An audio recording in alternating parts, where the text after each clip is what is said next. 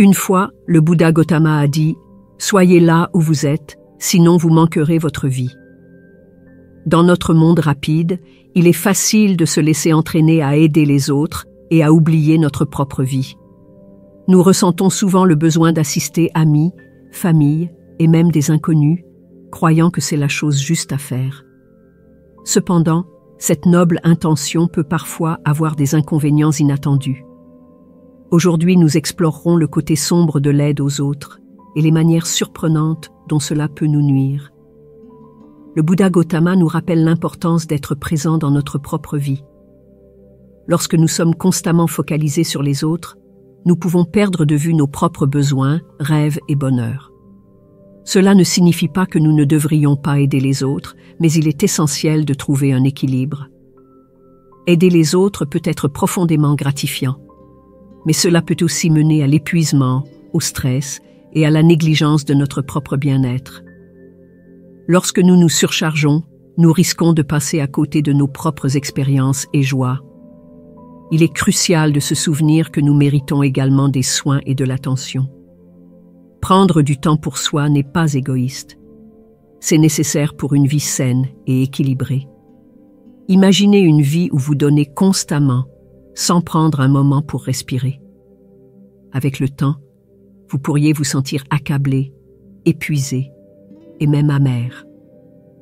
C'est le côté sombre de l'aide aux autres, lorsque nos bonnes intentions nous nuisent à la place.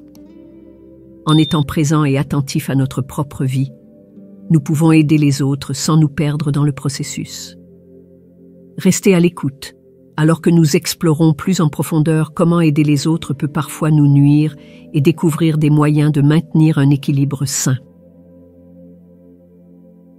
Numéro 1. Le syndrome du martyr. Dans le voyage de la vie, beaucoup d'entre nous rencontrent des défis et des responsabilités qui peuvent peser lourdement sur nos épaules. L'un de ces défis est le syndrome du martyr. Imaginez quelqu'un qui met constamment les besoins des autres avant les siens, souvent au détriment de son propre bien-être. Cette personne peut sentir que c'est son devoir de sacrifier son propre bonheur et sa santé pour soutenir ceux qui l'entourent, croyant que ses propres besoins sont moins importants. Bien que l'aide aux autres soit un acte noble, elle devient problématique lorsqu'elle conduit à l'auto-négligence et à l'épuisement. Considérez une mère qui priorise toujours les besoins de sa famille avant les siens. Elle travaille sans relâche pour s'assurer que ses enfants sont bien soignés, que son conjoint est heureux et que son foyer fonctionne sans accroc. En cours de route, elle prend rarement du temps pour elle-même. Que ce soit pour se reposer, poursuivre des loisirs ou maintenir sa propre santé, avec le temps, ce sacrifice incessant peut mener à l'épuisement physique, à la fatigue émotionnelle et même à l'amertume envers ceux qu'elle chérit. Le syndrome du martyr provient souvent d'une croyance profondément ancrée que la valeur d'une personne est liée à combien elle peut donner aux autres. Cet état d'esprit peut découler des attentes culturelles, familiales ou sociétales qui luttent l'altruisme et le sacrifice. Bien qu'il soit important d'être compatissant et de soutenir les autres, il est tout aussi crucial de reconnaître que prendre soin de soi n'est pas égoïste. En fait, le soin de soi permet d'être plus efficace et durable dans l'aide apportée aux autres. Pensez aux instructions de sécurité données dans un avion. Mettez votre propre masque à oxygène avant d'aider les autres. Ce conseil est une métaphore puissante pour la vie.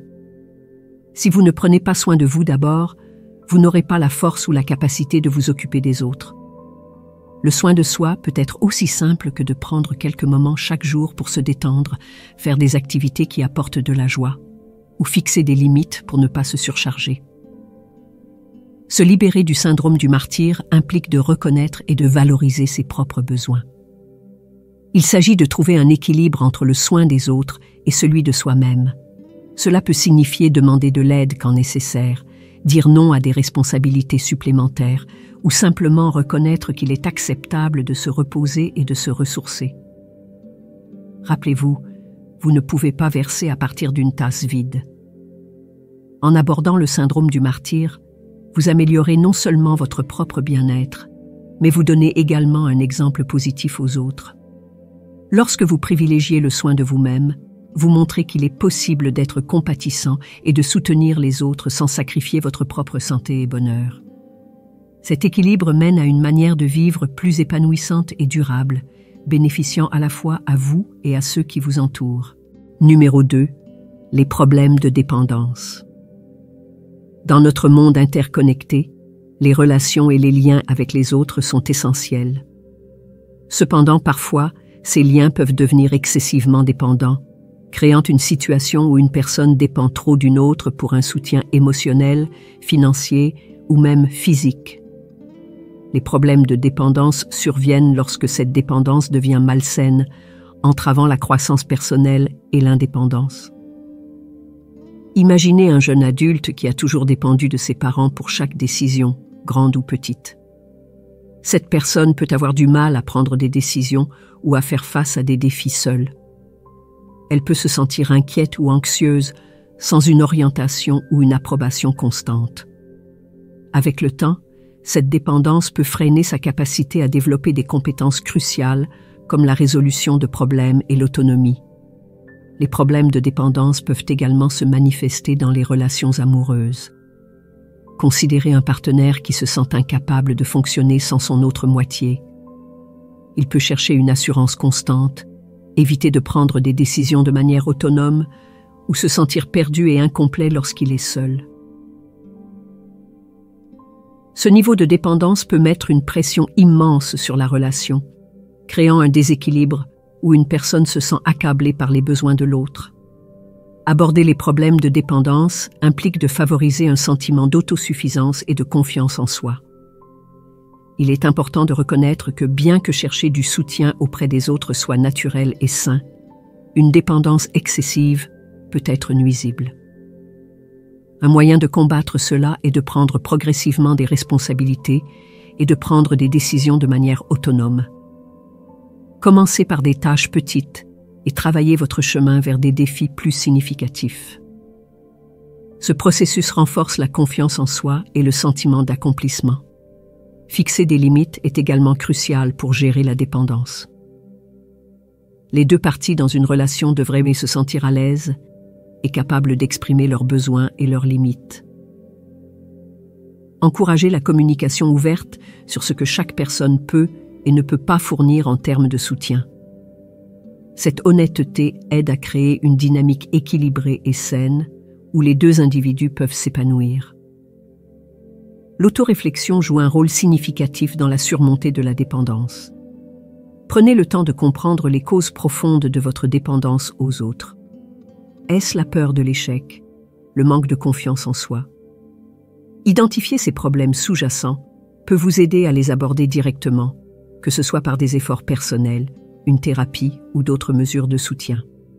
Construire un réseau de soutien est une autre étape essentielle.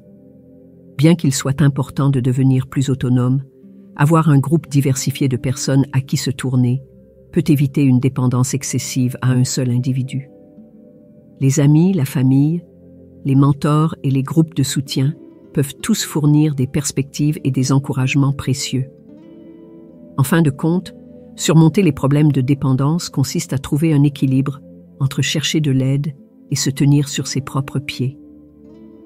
En favorisant l'indépendance, en établissant des limites saines et en comprenant les racines de votre dépendance, vous pouvez construire une vie plus résiliente et épanouissante. Ce voyage bénéficie non seulement à vous, mais améliore également la qualité de vos relations, créant un environnement plus soutenant et responsabilisant pour tous les impliqués. Numéro 3. L'épuisement émotionnel. L'épuisement émotionnel survient lorsque quelqu'un se sent constamment épuisé et accablé par les émotions et les problèmes des autres. Cela se produit lorsque nous absorbons le stress et la négativité qui nous entourent, nous laissant épuisés et incapables de gérer efficacement nos propres sentiments. Imaginez un soignant qui passe ses journées à répondre aux besoins des autres. Que ce soit un parent s'occupant d'un enfant ayant des besoins spéciaux ou un adulte prenant soin d'un membre âgé de la famille. Bien que leurs efforts soient empreints d'amour et de compassion, les demandes émotionnelles continues peuvent avoir un impact significatif. Ils pourraient se sentir fatigués, anxieux et incapables de trouver de la joie dans les activités qu'ils appréciaient autrefois. L'épuisement émotionnel peut également affecter ceux qui travaillent dans des professions d'aide, comme les infirmières, les enseignants ou les travailleurs sociaux.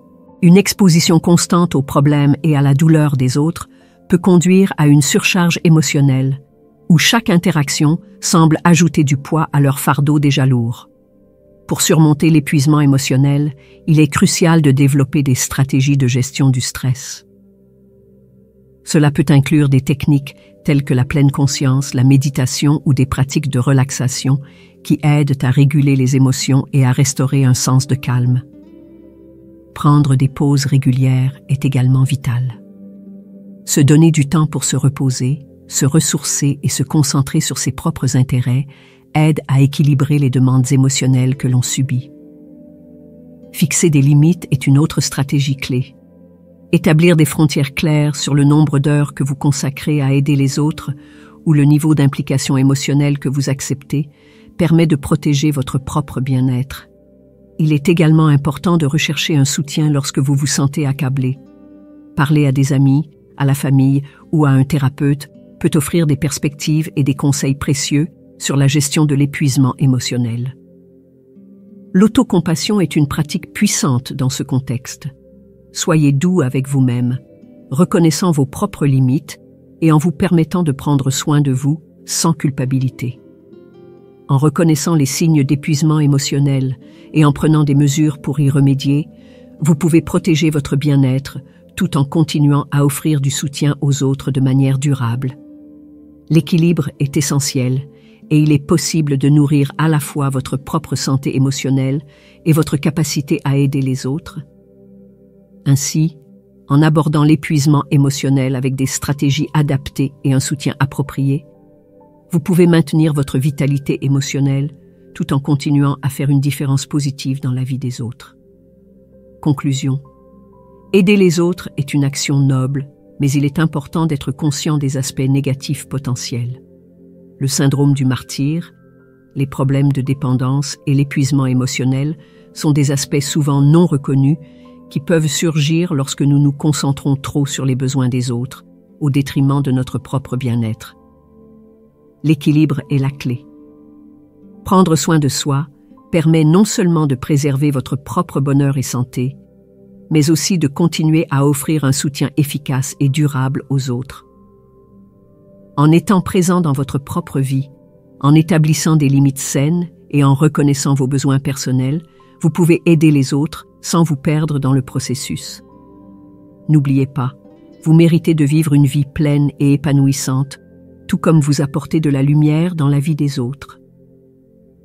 Merci de votre attention.